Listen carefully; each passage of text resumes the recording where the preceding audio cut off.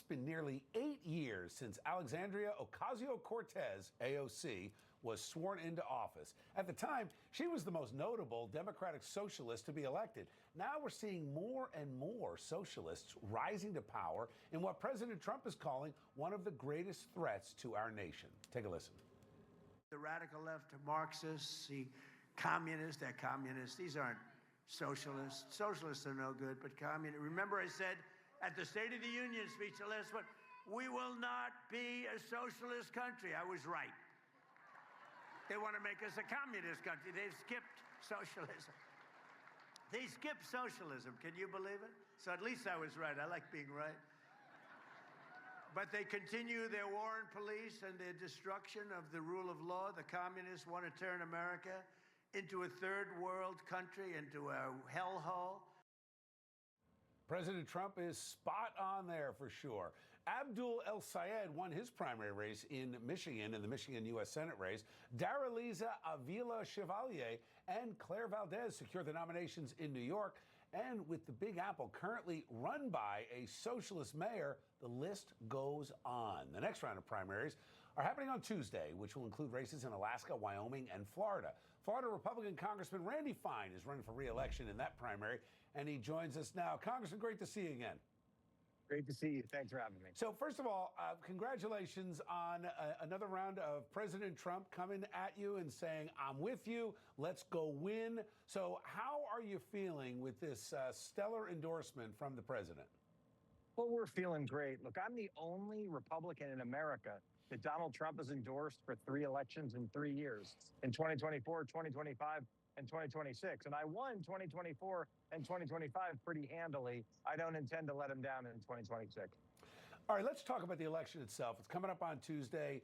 You're feeling very confident, and that makes a lot of sense. But you've also said there may be some foreign election interference happening in Florida. What can you tell us about that? Yeah, so we've referred Anthony Sabatini, an elected official in Florida, as well as one of my opponents, to the FBI for what's clear foreign interference in an election. They have taken over $1 million from unregistered sources to fund a fake political committee that is not registered anywhere in the state of Florida. They're buying ads, they're sending mail pieces, they're sending text messages. And Sabatini, he's long needed to go to jail, and that's about to happen. Now, let me ask you about this. There don't seem to be any socialists running in your district, but there was in District 25, Oliver Larkin. What are your thoughts on, I mean, you're seeing these Democratic socialists, I think the president's right, they're communists, and they're winning primaries in New York and in Michigan and in Minnesota. But do you think that candidates like that have any shot? Will that resonate at all in Florida? Well, look, I don't think that dog hunts in Florida. District that I believe he's running for is a heavily Jewish district. And Jews aren't going to vote for somebody like Oliver Larkin that hates them. So while, I'm not going to be rooting for Jared Moskowitz in the general election, I think that we're going to see Oliver Larkin get pretty well rejected on Tuesday. Yeah. Let's talk about socialism in general. I mean, again, President calling it communism, he's right. I mean, they do. They want to redistribute wealth. They want to shut down opposition. These are dangerous, radical ideas. And to the point, they are all in favor of ushering in the Islamification of America. How dangerous is this, not just to Jewish Americans, but all of us? Well, it's dangerous for all of us. Look, Jews and Christians believe that we can live in peace and we can practice our religion and it doesn't affect anyone else. But for many in mainstream Islam, they believe that for them to practice their religion, you have to practice their religion, or at least you have to submit to it. That's why we have people calling for the banning of dogs everywhere, because they don't want dogs. Look, I'm Jewish. I don't eat pork, but I don't expect the supermarket not to sell it. And that's the difference between the philosophies that exist in America and much of what we're seeing in the Islamification of our country.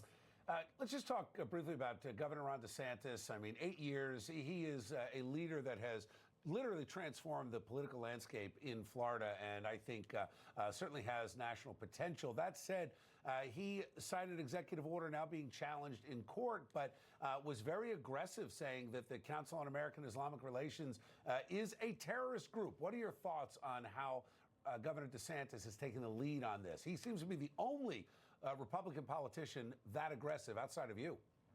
Well, that executive order actually followed a bill that I passed when I was in the Florida legislature. We were the first state to pass a resolution to call on CARE to be a terrorist organization. And I appreciate DeSantis following my lead on that. Look, CARE is unquestionably a terrorist organization. It needs to be shut down nationally. They take money from those who hate us, and we need to do everything, both at the state level and the federal level, to make that happen. You're spot on with that. Congressman, I appreciate the time. Real quick, you're at a gas station. Thanks for taking the time to check in with us. I figure you are on the road. How many miles are you putting on the car tonight? Oh my gosh, today's probably been a 400-mile day. My district is bigger than Connecticut, so I'm sorry this guy's making all this noise. That's but, all you good. know, it's crazy campaign season. Now, thanks So for taking the time. Appreciate Absolutely. You take care. Congressman Randy Fine, great to see you. Bye-bye. All right, good luck to you.